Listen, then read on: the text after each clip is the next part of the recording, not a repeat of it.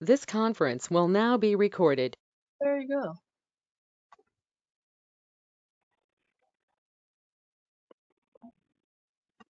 All right. So part of this is an excerpt of some of the classes you've already taken. But when buyers start talking about how their furniture is going to fit or how they could live in this house, it's time for you to become super sleuth. And this is where your expertise shines. And you need to be able to walk around a house and walk through a house and identify the issues that you know will come up on an inspection report. And the beauty of being a very knowledgeable realtor, which will come with experience, is what's it going to cost to fix these various items. And when I'm on a listing presentation, I will identify some things that I see and say, let's get it done now. Because if I see that your chimney needs to be tuck pointed, let's do it now, because I know my mason will charge you anywhere from $250 to $500, and you get some realtor in here who's been using America's chimney, whatever they're called, and now they want $5,000 to rebuild it. So your expertise comes with being able to identify issues, having an idea of what these things are going to cost, so that you can impart them not only to your buyer, but to your sellers as well. Will the house qualify for FHA or VA is huge. And that's a really important conversation to be having with your buyer as you're walking around a property. And back in the downturn after 2007, everybody wanted to scoop up a foreclosure house. And of course, nobody had any money back then. They were looking at FHA loans and VA loans, and we couldn't get them done because we were buying foreclosures or short sales, and those sellers couldn't make repairs to houses. Cracked window panes, peeling paint, handrails, leaks in the basement. Appliances had to be functional. You had to have real flooring. You couldn't just have subfloor. There was so many things to know, and these are things you need to be aware of and having a conversation about as you're walking your buyer through the property. Now, not just FHA or VA anymore. Now we're seeing these repairs coming up on the appraisals with mortgage companies because they don't want to set the banks up for the mortgage companies to fail by lending on a house that has severe issues. And by severe, the number one cause of most damage to properties is water, which is going to be evident through the presentation. So it's not just the front of the house. And we're going to talk about that in a second, but you need to be able to walk around the entire house, and you need to be looking at several different things. In this particular case, I want you to remember this part of the photo when we get a little bit further into the presentation. Those gutters are sitting right up on the side of the house. So hold that thought. All right, so what do home inspectors look for? They're going to obviously inspect the HVAC system, the plumbing and electrical systems, the roof, the attic, walls, ceilings, floors, windows, and doors, the foundation, the basement, and the structural components of it. They're not going to tear the house apart. They can't see behind the walls. And this is a conversation we as good realtors should be having with our buyers. The only time one of my clients ever had to go to a mediation was because somebody accused this poor little old lady who owned a triplex that she knew that there was mold behind the bathtub wall in one of the units she rented out. Now, obviously, she won that case because how the hell are you going to know that? But nevertheless, this is a conversation to be had. The inspection is good as the day of the inspection. The water heater might work today, but it's going to fail tomorrow. Have that conversation, and he can't see behind the walls. A lot of them have moisture meters, but they're only using the moisture meter where they see evidence of water. They're not walking through the whole property, checking it from ceiling to floor.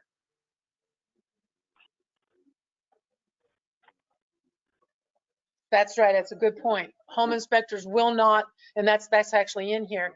Home inspectors will not move personal properties. They will not move the towels off of the racks in the closets to get through the scuttle into the attic.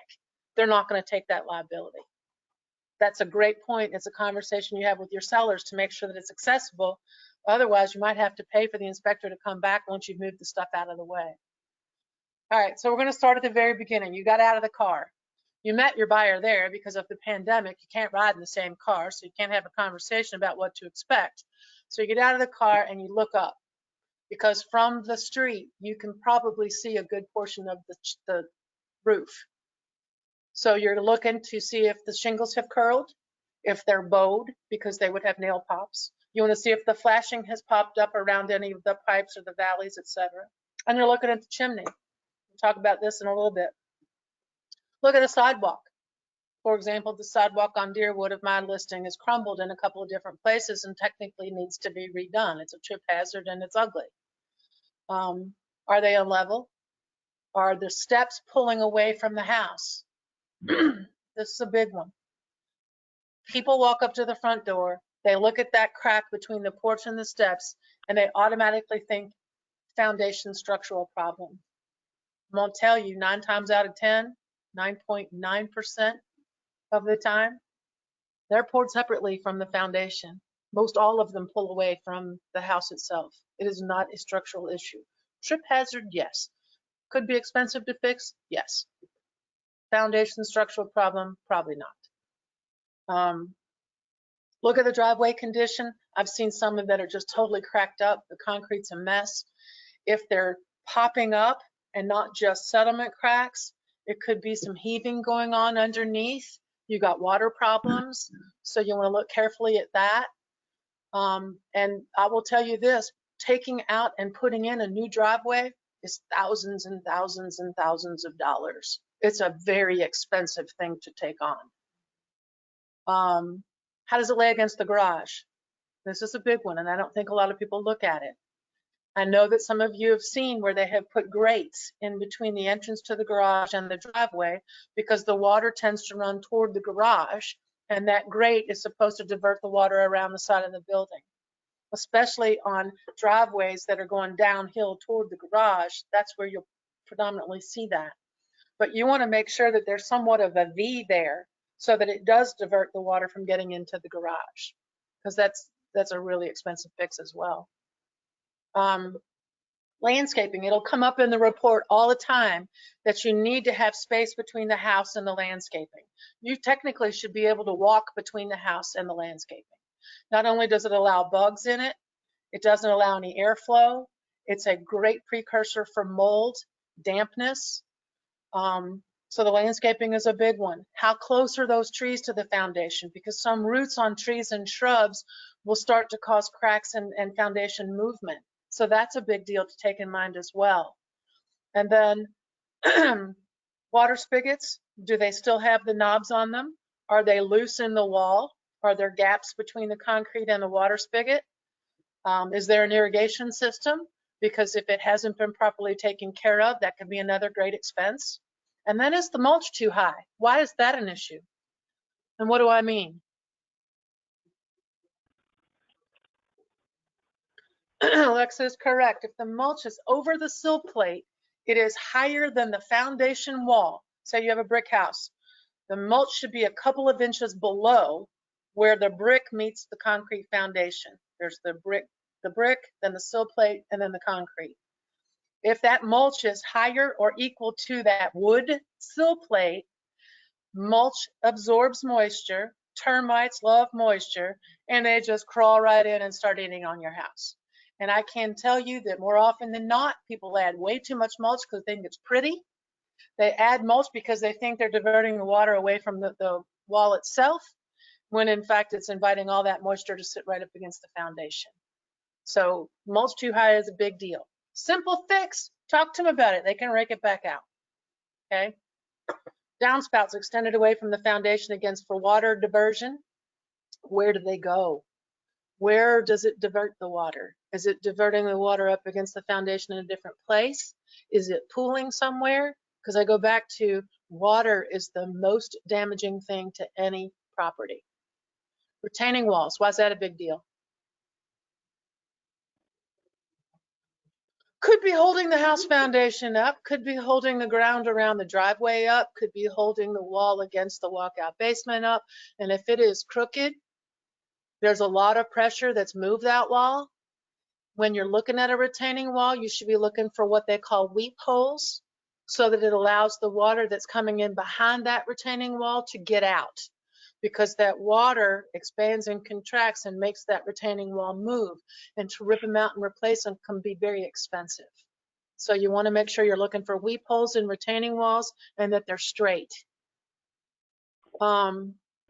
Pooling water we talked about. Standing water in the yard is an issue. It's an issue because you have to wonder how much water pressures up against your foundation if there's constantly water in the yard. It's also an invitation for termites, can't play in the yard, messy dogs, whatever the case may be. So look around the yard, see if it's retaining any water or if there's any spots where it looks like it's been holding water. And then of course the dirt needs to slope properly away from the house, because if it slopes towards the foundation, it's just like creating a waterfall. You're just inviting the water to come in. All right, so some of the issues you can look for while you have not even walked in the front door is looking up at the soffits. And this is a good example, kind of like the back of the house I just showed you. This gutter is sitting right up against the fascia board, so it's obviously leaking and causing some discoloration here, which means that water is leaking down in here and is going to end up causing some rot. There's another one there. So this is kind of hard to see, but that's rotten wood in there. And then you've got the same issue here with water getting into this doorway, which is causing some deterioration there. Again, very easy to see with the naked eye. Handyman can fix these things, but nevertheless, it's something the buyer needs to be aware of, because if you let this go, it eventually causes more damage to the infrastructure of your property. This will eventually cause the doors to rot out. Now you're getting into some expense. This is a window well. They've put glass block in it. Obviously it had a problem and probably leaked, which is why they added the glass block. But this is a problem. You can barely see the plastic cover here. All of this should be pulled away. It should be dug out, and it should have the proper window well installed. Back in the day when they used to really pay attention to window wells, they were dug out with drain tile, gravel, and it would divert the water around the foundation and out. So be aware of these. And again, we haven't walked in the front door yet. So if you can walk around and identify some of this stuff before you've ever walked in the front door, you're already elevated in their minds as being super sleuth realtor. And Victor prompted me to do this particular presentation because he said that he had gotten a contract on a property up against several other offers, and he walked around and pointed out as much as he could with his buyers, so their comfort level was good because they knew what they were getting into, knowing they were not going to be able to make a request for repairs. 26 offers and you won. All right, so we made it up to the front door. How's it look? Is there rotten wood around the frame? Does the sun hit it directly in the afternoon? A couple of things can happen when the sun hits the front door. One, it's going to need paint every single year, and it expands and contracts as the sun hits it and dries it out, and then it gets wet again, etc. So it can stick. The lock may not work properly, and it's going to cause some deterioration around it because of the changes in the weather that are so dramatic from it hitting the sun. Does the doorbell work? It's a cheap fix, but why not ring the doorbell and look at the light fixtures? All right, so now you're having the conversation about the market and how they may have to forego requesting any repairs. They need to always do an inspection. Waiving the inspection is a really dramatic thing to do. And obviously, if they're going to do that, sign the opt-out form. But it's probably likely that they're not going to be able to ask for repairs. It would be nice to reserve the right to terminate in this market. And the whole idea of knowing what you're doing with representing your buyer walking through these properties is if they do make an offer, you don't want them to terminate if at all possible, because they're going to spend upwards of $1,000 if they're doing all the appropriate inspections, right? And that's hard to swallow. That's a lot of money to have to terminate and go find another house. So I love the photo to the top right. How often have you picked up the rug and looked underneath it to see what it looks like? I do it on hardwood floors all the time. I do it in bathrooms in front of the sink and the toilet where people stand to see if the tiles are cracked up. I'm doing it here to see if they're covering a stain.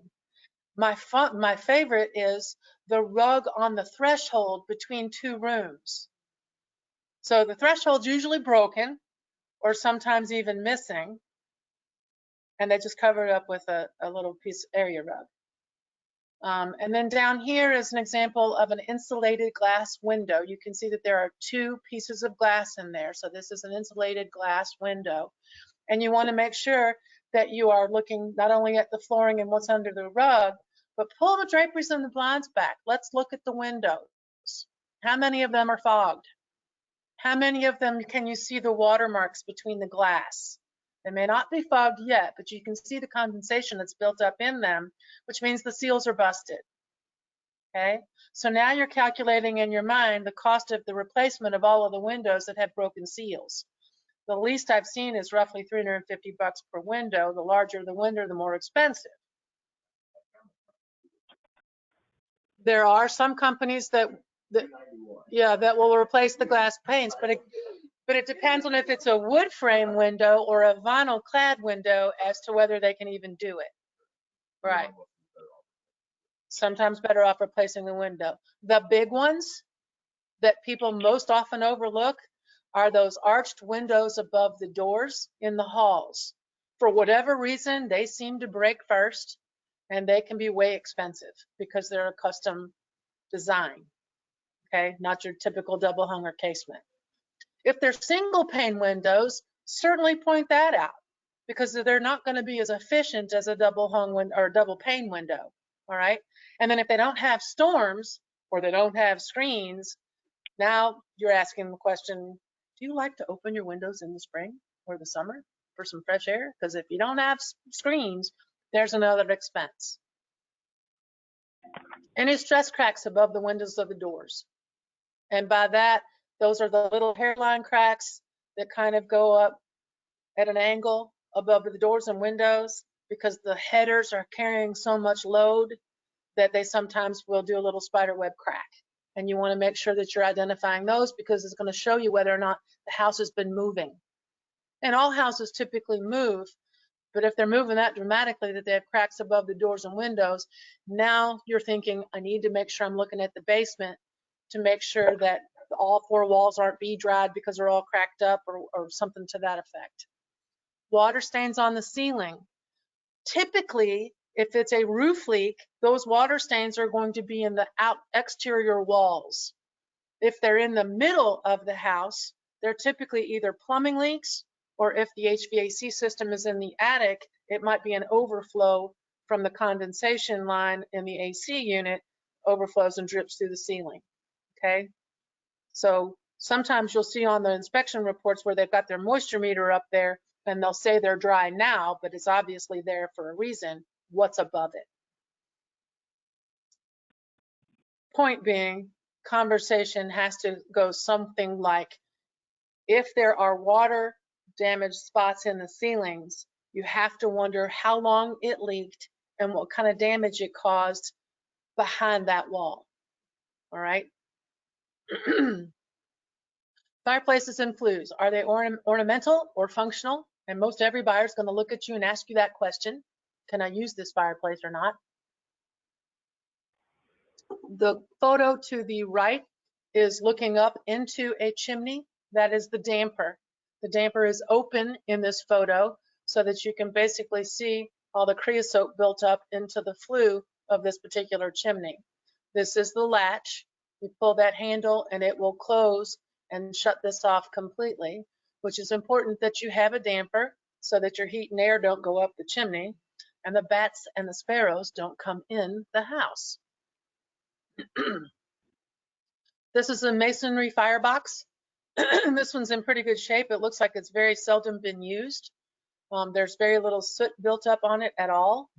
This particular home inspector is pointing to a very little hairline crack in the mortar joint here, which is laughable because all concrete cracks. And most all fireboxes, because of the temperature, are going to have hairline cracks in them. If there are gaping holes in the fire brick in here, then you could allow ash to escape and go up into your chimney, which could cause a chimney fire. So looking at the inside of your firebox is important.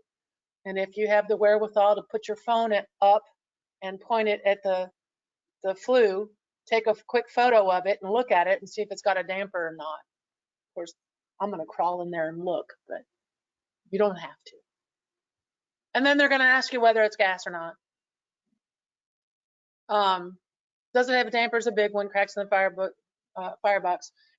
Most chimney sweeps are going to recommend that if you're using a chimney on a regular basis with wood, that you clean it at least every other year. Okay, so every 2 years you should have your chimney cleaned. The creosote will catch on fire eventually, and you won't know your chimney's on fire for quite a while until it comes out through the roof. It's a big deal. Either or. That's right. Yeah, there are inserts that look like they're fire brick, but they're not. And if you look closely, you can tell they're not. And they typically will have a gas line in them and are specifically to be used as gas logs only. To burn a real wood fire, you need to have a real masonry fire block. All right. If this was a gas fireplace, you would see a little tube coming out of the floor on either this side or the other. And then it typically is either shut off here, just has the gas line run and nobody put the starter or the gas logs in it, or it will have a bar that goes across here. That is what you turn on and the flame comes on for your gas logs or to start your wood fire. All right. So if you don't see that tube, it's probably not gas. The other is if you see the key, the little gas key on the mantle, that's a dead giveaway that it's a gas fireplace somewhere. And there's some little nozzle in the floor or in the hearth where you put the key in to turn the gas on to start your fire. And most of the inspectors will not do that. If you need to have a fireplace inspected, the gas lines, a plumber does that. You call your plumber for your gas fireplace. All right, kitchens, you need to take your time here. Now remember, we're not going to ask for any repairs. So they're looking at you like, I need to be able to use my kitchen. First thing I'm going to do is open the cabinet underneath the sink. I want to see if there's any evidence of water leaks, which there is here. This is your garbage disposal here. I'm looking for the switch to this garbage disposal, and I can't tell you how many home inspection reports I've seen where they can't find it. Well, it's right here under the sink. There's a little light switch under the sink that typically runs this if it's not on the wall by the kitchen sink. All right. Do not run this unless you turn the water on. You have to use your disposal with water. Turn the water on. Turn it to hot, turn it to cold. Make sure they're not reversed. Hot should be to the left, cold should be to the right. And you want to turn it all the way on hot and all the way on right to make sure the water pressure is properly being divided between the two. Then look under the sink again, see if it's dripping. Use the spray nozzle, see if it works. All of these are fairly cheap fixes, but nevertheless, if you have 30 cheap fixes, it's all adding up. And the buyer's going to want to know what they're getting into. Surprises are not fun when you move in. The other things that are going to show up on your inspection report are, I don't know why, anti-tip brackets are a big deal. Any slide-in stove unit is supposed to be affixed to the wall, no differently than your dishwasher is supposed to be secured underneath the countertop. Make sure there's a GFI evident. If not, it's a quick fix. It's a $20 outlet. Any handyman can put it in, but you want to have the conversation. It's a safety thing, but you have to have a GFI inside and outside about anything near water. And are the light fixtures operable? And then look at the cabinets. Make sure that they're secured to the wall. Make sure that they open and close properly. Make sure the drawers function properly. Is the flooring in good shape around the dishwasher and the sink? Because that's where people stand, and that's where we have water leaks. Are there any stains or discolorations around the refrigerator? Because those water leaks happen from the line to the ice maker and the water dispenser. And maybe even have the conversation, understand that when you move in and they've taken the refrigerator, the first thing you want to check to make sure that that tea is off. I can't tell you how many times they don't disconnect them properly, and it ruins a house between the time they move out and the time you take possession.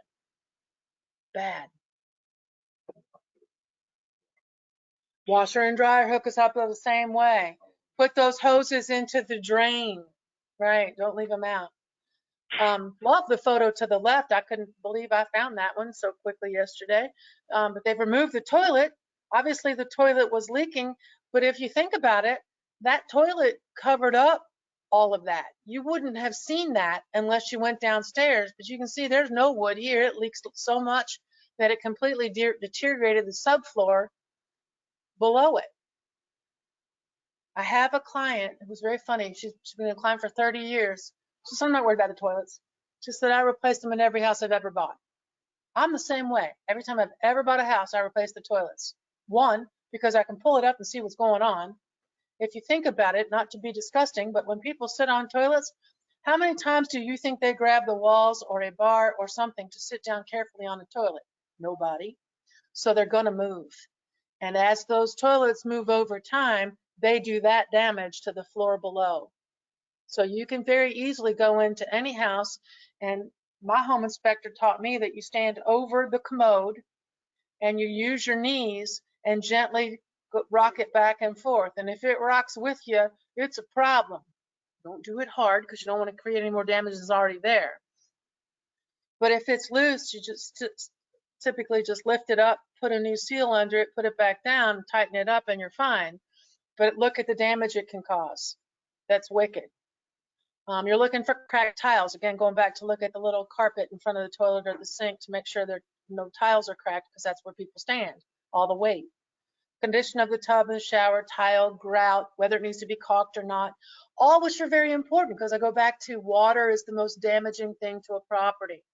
Tubs, showers, and toilets cause a whole lot of damage to properties that people don't see for a long time.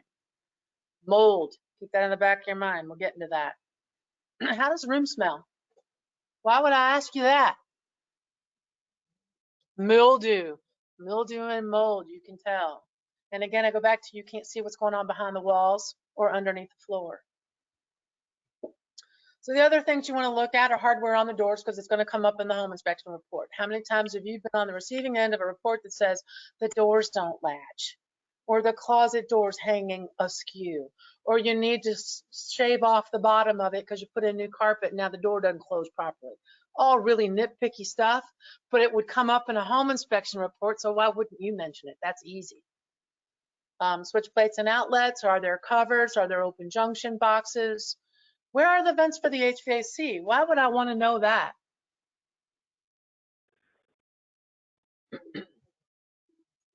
Very good. Floor and ceiling vents, because, for example, sitting in this room in Leesgate, all of the air coming from the furnace is in the ceiling. The return is also in the ceiling.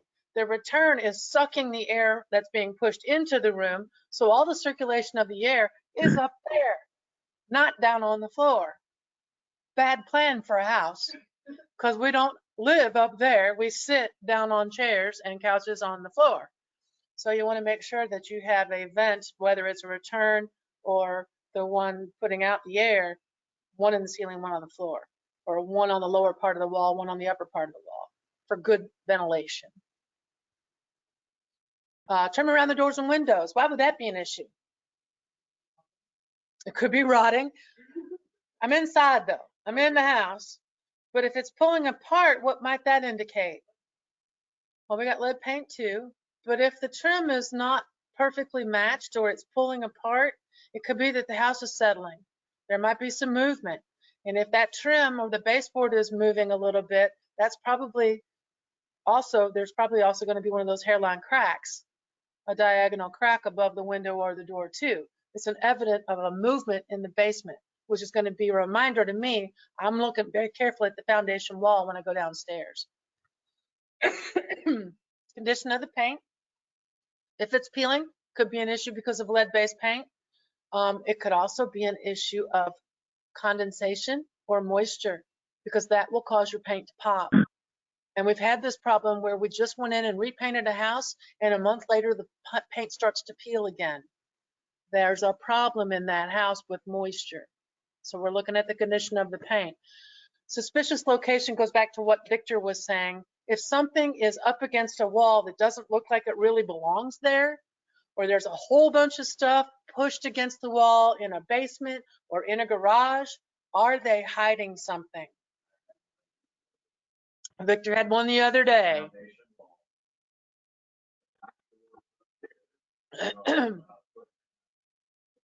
Yep.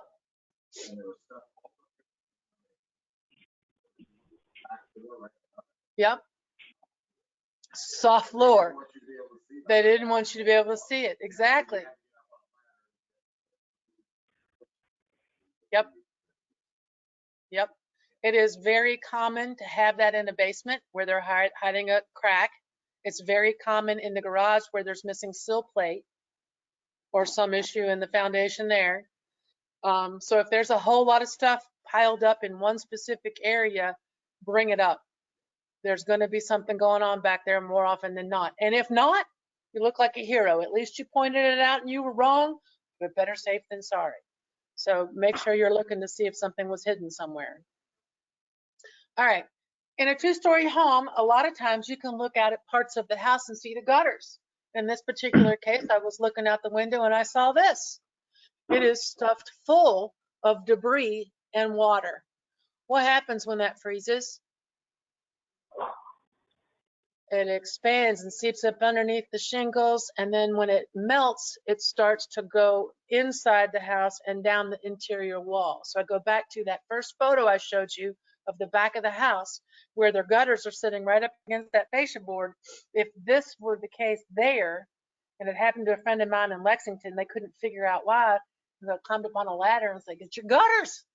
That's all it is. It isn't a roof leak. Your gutters are causing your walls to deteriorate." This is a big one too. Rotten siding. This is called T111 siding. It's in 4x8 sheets. It kind of looks like barn siding. It's the cheapest siding you can buy.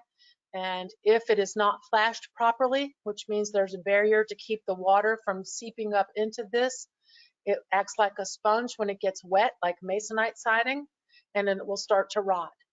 And here's a close example of the same thing. So they're supposed to be flashing in here, and it's supposed to, when the water hits it in a rain, it's supposed to divert it here.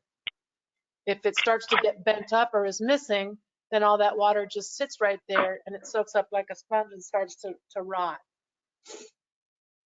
This is rotten sheathing. You can see the black marks under here where it's gotten wet.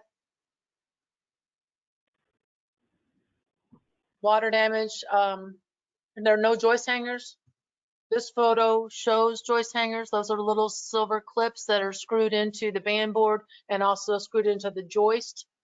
This comes up a lot in decks. This is your baseboard, which is attached to the foundation wall. And then there are no joist hangers holding these. More often than not, the day they were nailed, not screwed. Nails pull out as the wood expands and contracts. I actually had someone whose second floor deck collapsed. Thankfully, nobody was on it when it did. It was just snow that did it. But it was because it was nailed, not screwed, and didn't have joist hangers. Cheap fix. I put joist hangers on every deck I've ever owned. It is common to see it that way. Looking at the deck, you can see the rotten damage in the deck. And again, a lot of times the deck boards, especially if Harry homeowner is making the repairs to the deck, they put those boards up so tightly that when they expand, when they get moisture, the water has nowhere to go, so it just sits there and wood rots. It's just a fact of life. So when you're redoing a deck, you're supposed to have airspace in between each board so it can expand and contract and not do that kind of damage to your deck. This is deck to the floor joist underneath. All that white is where it's rotten. You could probably put a screwdriver right through that floor joist. And then this is a major no-no, and I see this all the time too, especially in crawl spaces, but a lot of times on decks, where instead of putting this 4x4 post on concrete so that the water and the dirt obviously is just going to hold moisture and over time rot the bottom of this out, again causing failure in your deck, there should be some concrete that it's sitting on. Even if it's a metal post, it should be sitting on concrete because metal rusts. You never want dirt in contact with wood or metal. It should be sitting on concrete. There's a flashing issue up here on the left. I don't know if you can see it in the photo, but these shingles probably should have been replaced about 10 years ago. And then this one is missing the rain cap.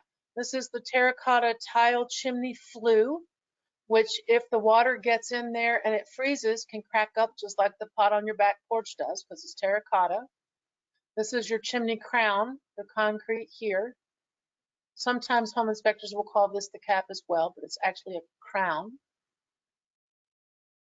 Other essentials to view, you need to make it clear that you're not a home inspector. That's really important. All the stuff I've gotten to this point, you're talking about things that an inspector is going to find, It's all visible with the naked eye. And you need to be super sleuth in identifying all the stuff that you can. And you need to have the conversation that says, I'm only telling you all this so that you know what to expect in the home inspection. Because you're going to get a or a report that has 65 pages in it with all these photos in it, and you're going to be overwhelmed with all the crap that they have found wrong. And I've already identified 30 things in this house that are really nitpicky, not expensive repairs, but nevertheless, I want you to be aware of them and understand, more importantly, the seller's been living with all of these things for years, just fine, with no issues. So I go back to before we had home inspectors, people were living in houses with all of these issues, and we've got new buyers to move in, and they just took on all those issues. Now everybody wants to nitpick over all this little stuff. There are going to be things on the inspection report that you're going to be unable to determine, and I'm just preparing you so that you know what they might be. Sump pump, we've talked about this a million times. It is to take the groundwater specifically away from the house. That is primarily what a sump crock was supposed to do. Now you have laundry hookups that go into the sump crock. You have things called grinder pumps, where people have added bathrooms to lower levels that sit below the sewer line. So that feeds into a grinder pump, which is basically a sump crock, and pumps that out to the sewers. So making sure that this is operable is really important. And if there is more than one, it would be a red flag that there might be something going on underneath the foundation of this house, or they've got some water intrusion issues. Unless it's a 5,000 square foot house, we've got one on each corner. And again, some of you have heard me mention I showed a house in Anchorage that had 5 of them in a 2,200 square foot ranch. I would say that house was probably built on a spring. It was a beautiful sunny day and they were all running. Not good. Yeah, Victor.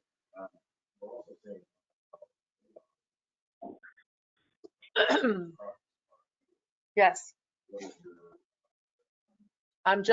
He said that a lot of radon mitigation systems are run down into the sump crock as well. Now they're sealed, so I can't see them.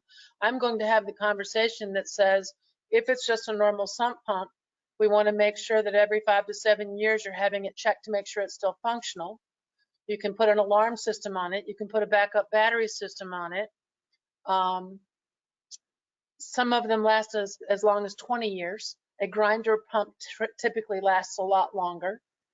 But you need to explain what the purpose of it is, what could go wrong with it if they fail.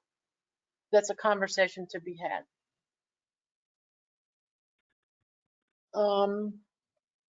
Most common cause of basement crawl space water problems is inadequate surface grading and drainage. And I go back to, we noted that before we ever walked in the front door.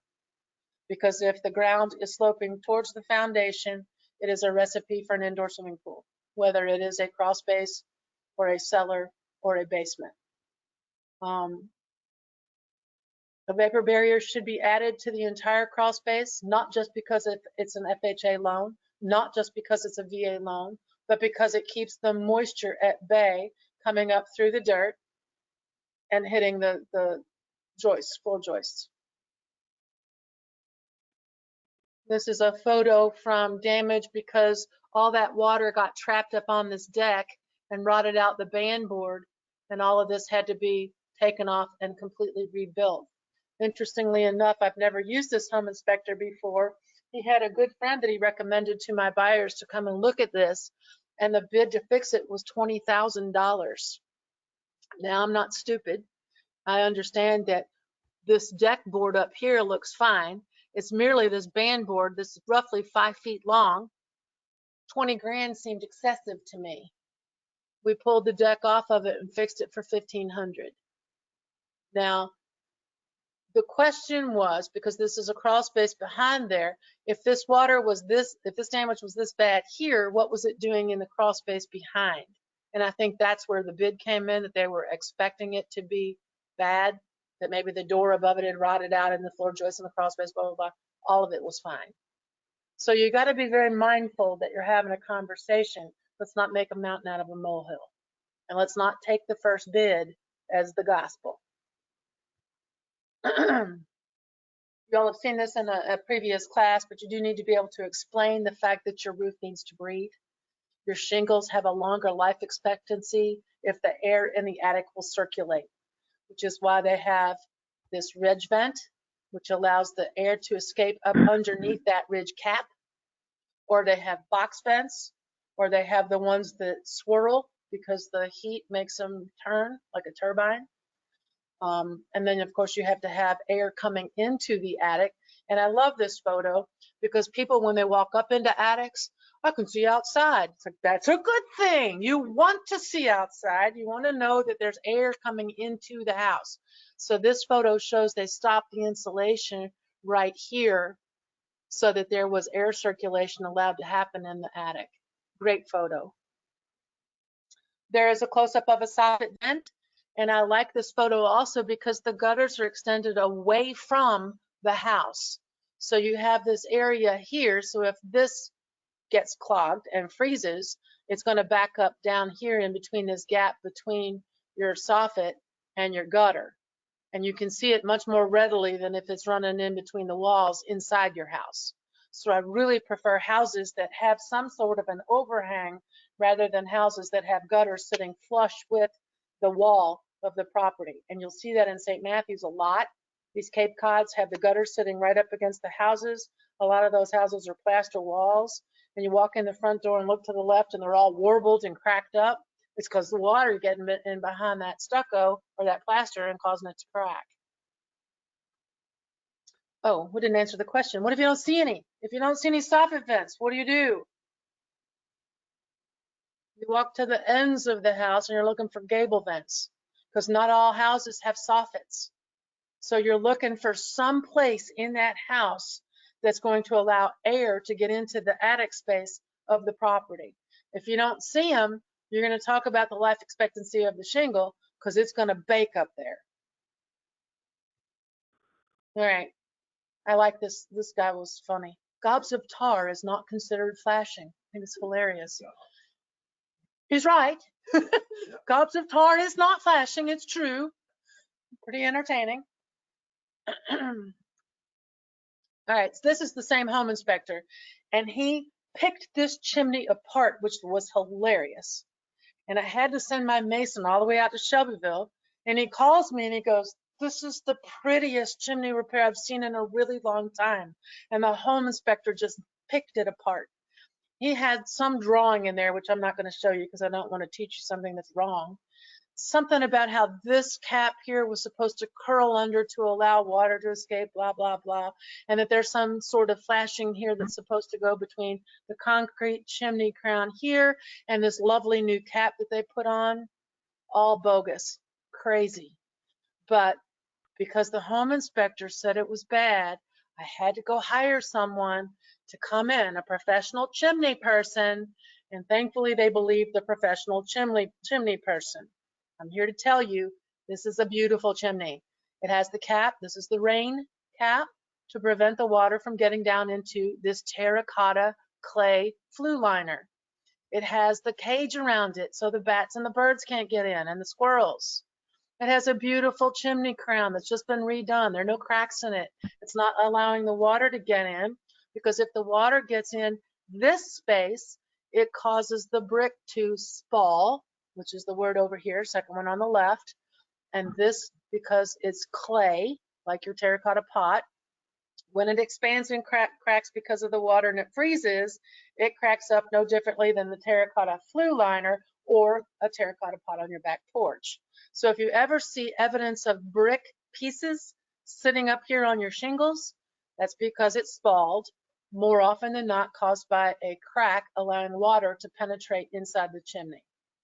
Now, what he didn't say on this report, which is absolutely hilarious, is that all chimneys are supposed to be a minimum of 2 feet higher than the highest point of the roof line to ensure that the chimney draws properly.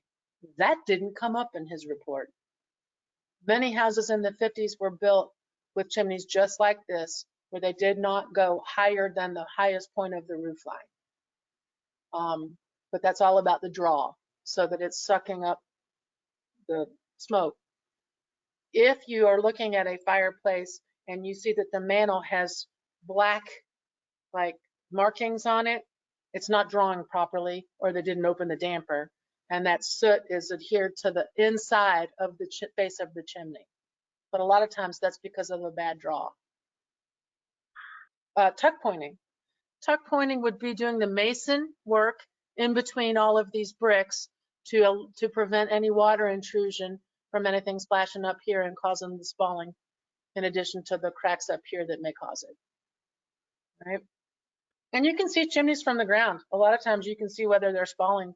Obviously, you're not going to climb up on the chimney and see the cracks, but if you see chips of the brick sitting over here on the shingles, it's probably going to need some work on that chimney crown, or it doesn't have a cap.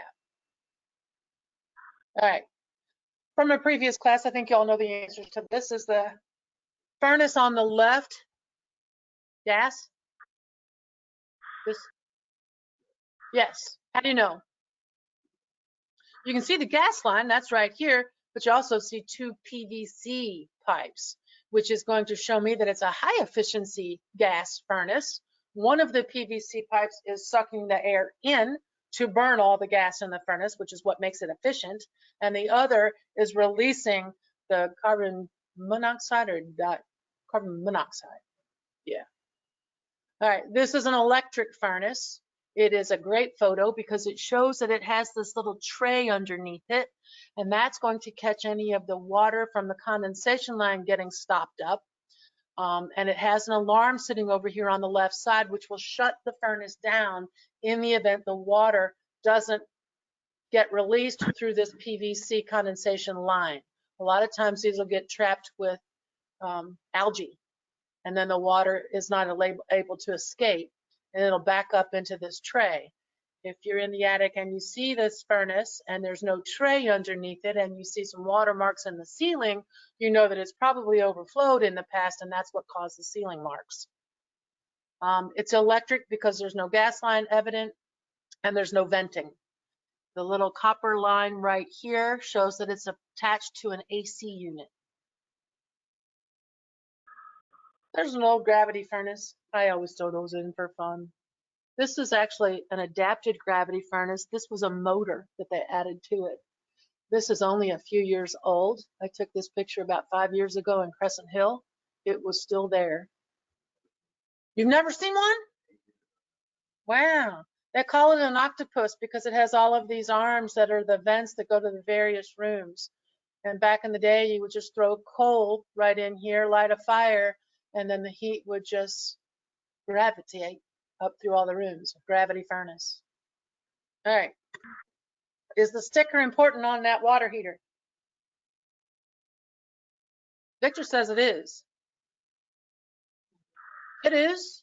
It's been inspected by a city code enforcement person, but that doesn't mean that somebody hasn't done something to it since it was inspected.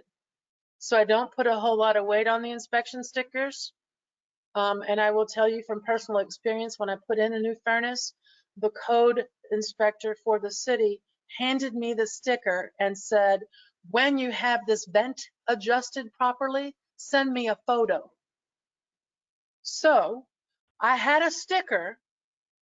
I didn't have to actually do anything, although I did because I'm a licensed realtor, was going to sell my house and I wanted it to be right. But he handed me a sticker. That's my point. How many people got a sticker and didn't do it to their specifications?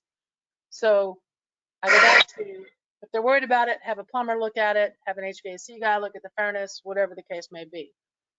Especially electrical panels. Just because it has a sticker on it doesn't mean somebody hasn't gone in there and replaced a breaker and it's the wrong size. So be very careful on the inspection stickers. I would rather see one than not to. But I will tell you, installing a hot water heater is very simple. It's probably not as difficult as installing a garbage disposal. So most handymen or even homeowners do it, and they're not calling the city to get a sticker on their water heaters. AC units are supposed to be level. It will extend the life cycle of your AC unit if it is sitting on a level pad. If it is not level, then that fan that's spinning is spinning at an angle and it's going to wear itself out. So that'll come up on a home inspection often. No growth should be near it. It has to breathe. If you've ever stood next to an AC unit, it is sucking the air in to process it and then cooling it and sending it through the house. If it has a lot of shrubbery around or even vines growing up in it, it's going to kill your AC unit because it can't breathe. The other thing that's going to show up on an inspection report is if there was a dryer vent coming out of the house right here. Dryer vents throw out lint.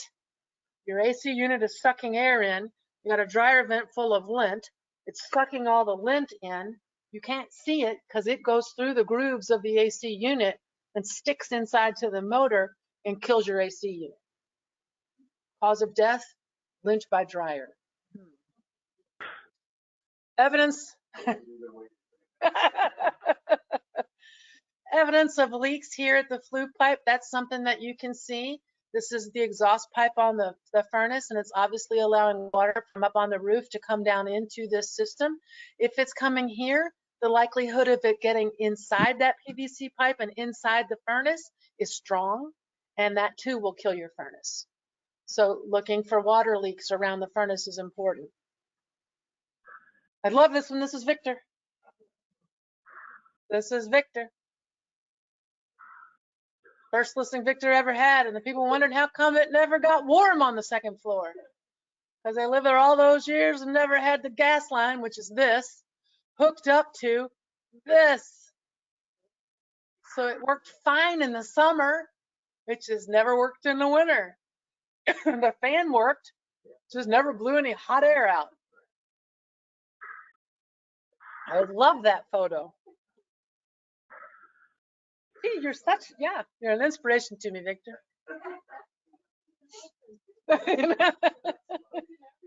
It's in all of them, you're right. This is termite damage. You can see all the dust from the termites. This is a condo actually that had a, not a warranty, a contract with a termite company that was supposed to come out every month and inspect. And we pulled off the vinyl siding and this was what was underneath with active termites. So they probably got fired. This is an example of a sill plate that is actually deteriorated and gone in a garage. And this is very common. Water sits in here and will cause it to rot. The termites are invited to come in because it's wet wood and they love to eat on that. So this is going to have to be chinked out and replaced. It's probably gone up here a little bit into this stud wall on this side. So they're going to have to cut out that and replace the bottom part of that stud. Again, not expensive, but very common. And it's something that you all should be able to see with your naked eye. This is a perfect example of a termite tube, which is kind of funny because it's on a concrete block wall. They're climbing up the wall looking for wood. Now, what's not funny about this is they get up into the rafters of these concrete block garages and chew the rafters in there because most people don't think they need to treat their concrete block garage because their concrete block is sitting on a concrete pad. But they get up into your attic and they get up into the rafters of your garage. So don't ever let anyone tell you not to inspect the garage, even if it's concrete block. If it's got wood framing in it, it's an invitation. Foundation issues, looking around at cracks. This is a bad sign because you can tell it was caulked before and has opened back up, which would mean this is obviously moving. They sealed this one with caulk as well.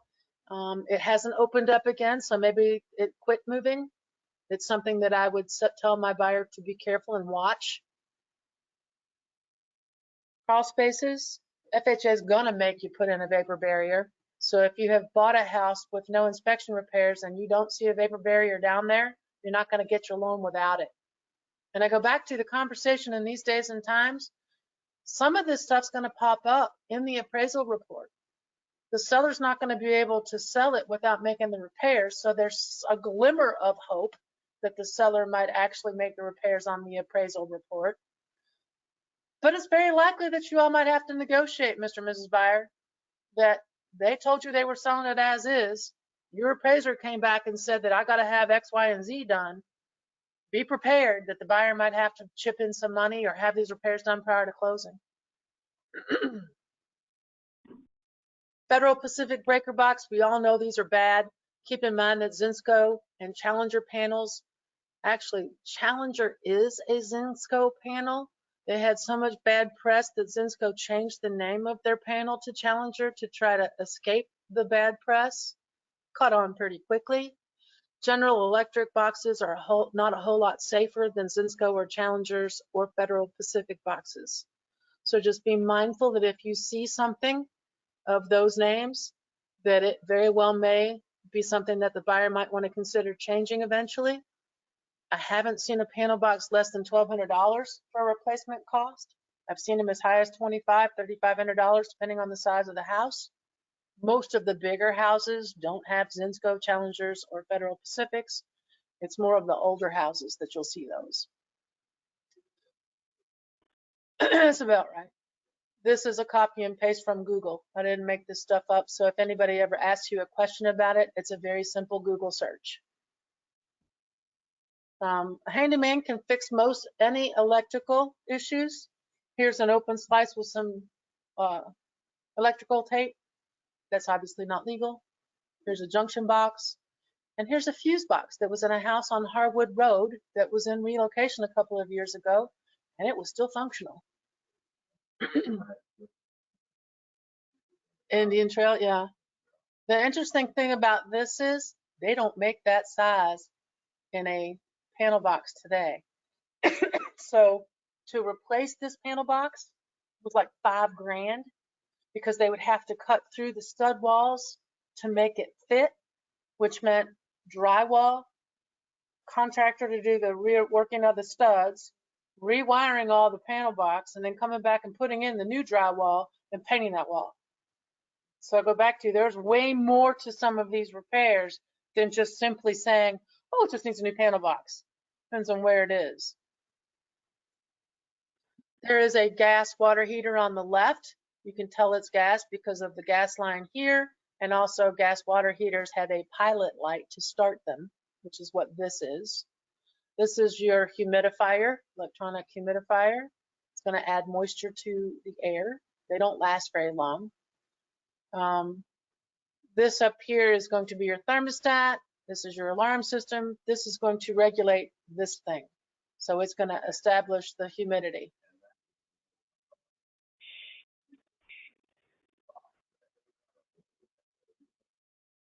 This, yeah, well, and this has water feeding to it.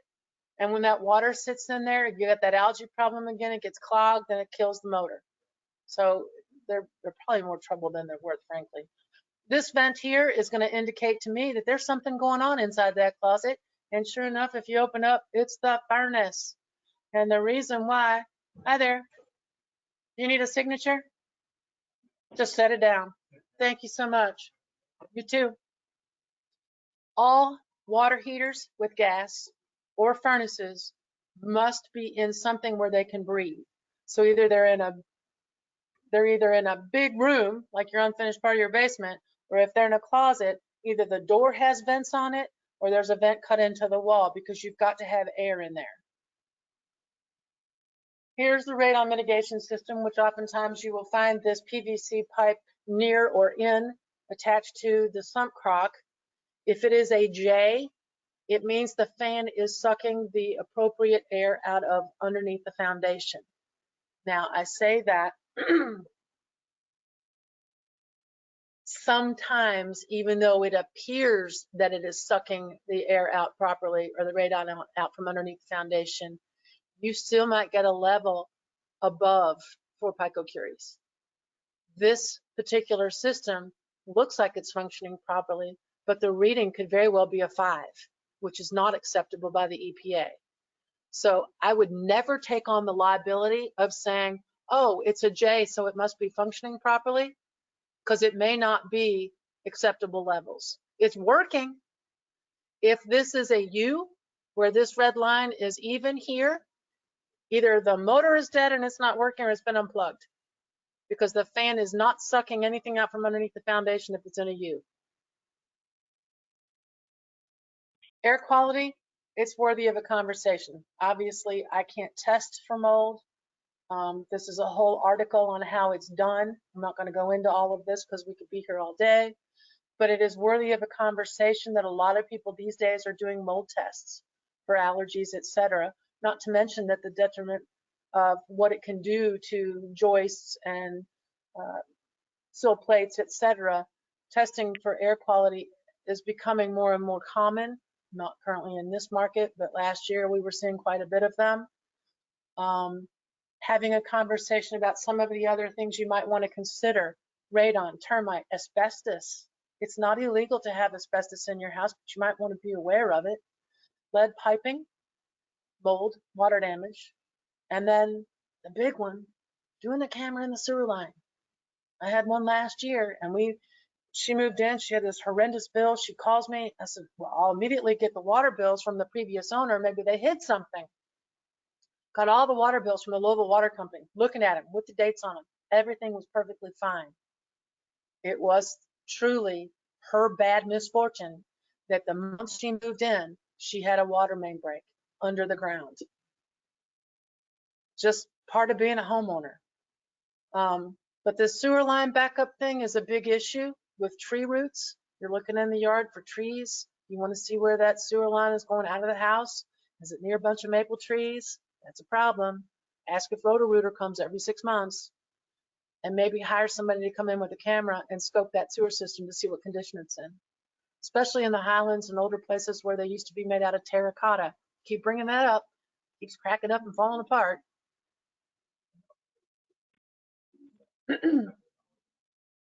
I pay a couple dollars a month for the insurance too. It's well worth it. Absolutely. Yeah. Wow. It's a great thing, a conversation to have with all your buyers. When you get your first water bill, you're going to get a notice in there that says, do you want the insurance? You do, from MSD, and maybe even the water incoming line as well, because it's very expensive to do all that and it can cause a lot of damage. And then you got to argue with them about the bill, which could be $1,000. It's ugly. If you want to Google asbestos and read up about that, there's all the different kinds of information about asbestos. It is not illegal to have it in your house. These are the discontinued products. Asbestos tiles, they don't make that anymore. They don't make cement with asbestos in it. No roofing felt has asbestos, although you can still buy the shingles, asphalt, asbestos shingles. It used to be found in adhesive sealants and coatings. It was in plastics. But again, asbestos is safe and legal to remain in your house. The best way to do it, if it's still somewhat intact, is to cover it up. Either put a new vinyl floor over it, put carpeting over it. Obviously in this photo, that ain't going to be what you get to do, but there's nothing illegal for the homeowner to pry all that up, put it in a contractor bag, and set it out for the dump. There's nothing illegal about that. If you hire someone to come in, now they're wearing the little suits and the aspirators, okay? But there's nothing illegal. It is safe and legal to keep in your house. All right, can you ask the seller to evaluate the electrical system and repairs deemed necessary by a licensed electrician? Technically, yes, but the contract specifically says you can't. Our purchase contract says that all inspections are at the expense of the buyer, and that would be considered an expense to the buyer. So you can try to be sly and ask the seller to do it, but make sure you're having a conversation with the buyer, because you might get some pushback on that from a smart listing agent. Can you ask for cash in lieu or reduce the purchase price? Yeah. You better be mindful of who the lender is, and you better hope it doesn't show up on the appraisal, because now you're back in a catch-22. How's the appraiser going to address issues found in the house? That's a question and a conversation that you need to have with your buyer so that they're not taken aback when it happens. Can you ask the seller to provide a warranty after the home inspection? That's probably the safest thing you could do. And I've had it happen to me half a dozen times last year where they didn't ask for one in the purchase because they knew some other offer might trump it because that was an expense to the seller. But rather than asking us for all these nitpicky things, they asked for a warranty. So gladly do that. It also eliminates some liability with the seller because now we can just say call the warranty company. Okay, so yes, you have the right to ask for a home warranty once you're under contract. And the caveat there obviously is warranty companies are trained to say no, just like your insurance company on your homeowners. They're going to say no first. It's going to be a battle, but oftentimes they will agree and make the repair. Even if you said in the contract that you wouldn't ask for repairs, can you? Absolutely. It is truly worth a phone call that says, we know we said it was as is. We put it in the contract. We've had our inspection. Everything's cool except for this one little thing. And you ask the other agent to ask the seller if they'd be willing to do it. Why would the seller consider possibly making that repair? One, alleviates liability. Two, they don't have to put their house back on the market.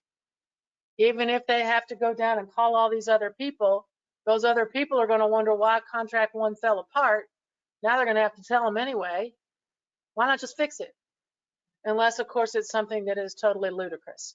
And I will tell you, there's times when I've had people come in and say, oh, it needs a new roof.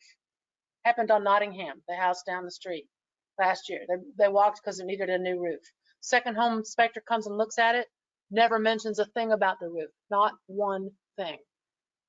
Okay, so it's got to be legitimate. The pet peeve should be having a buyer invest a whole lot of money in inspections and then terminating, especially if it's something that you could have pointed out. And I go back to, we're not home inspectors. You're not going to climb through the attic. You're not climbing into a crawl space. You're not getting on the roof. But having the conversation so that you can explain to them what to expect, and then identifying all the other little stuff that's just going to be in any used home. It can be in a brand new home. And you have an obligation to do it. It's Article 1 of the code to protect and promote the interest of your client. So when in doubt, call me. I love it when y'all send me a picture and go, what is this? That's very fun. You have seen I've put photos of some of your stuff into my meetings, so it's educational. So don't hesitate to ask. That's all I got. Questions? Comments? Oh, thank you. Inspection period?